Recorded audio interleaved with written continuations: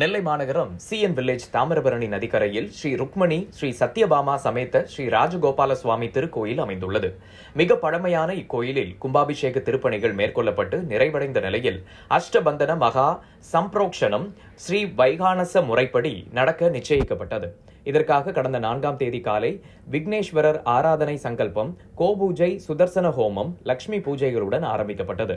மாலையில் தாமிரபரணி நதிக்கரையிலிருந்து தீர்த்தம் எடுத்து வரப்பட்டு கும்ப அலங்காரம், கலாகர்ஷனம் நடைபெற்றது. யாகசாலை பிரவேசம் நடைபெற்று முதல் கால யாகசாலை பூஜைகளுடன் கும்பாபிஷேக நிகழ்வுகள் ஆரம்பமாயிற்று. காலை மாலை இரு வேளைகளிலும் ஹோமங்கள், பூர்ணாகுதி, திருவாராதனம், சாற்றுமுறை கோஷ்டி நடைபெற்றது.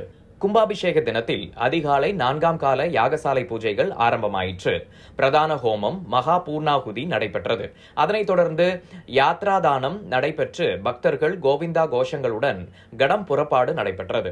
விமான கலசங்களுக்கு பூஜைகள் நடைபெற்று விமானம் மற்றும் பரிவார மூர்த்திகளுக்கு மகா கும்பாபிஷேகம் நடந்தது. தொடர்ந்து சுவாமிக்கு மகா அபிஷேகம் நடைபெற்று விசேஷ ஆராதனம், சாற்றுமுறை, கோஷ்டி தீபாராதனை நடைபெற்றது. இதில் ஏராளமான பக்தர்கள் கலந்து கொண்டு சுவாமி தரிசனம் செய்தனர்.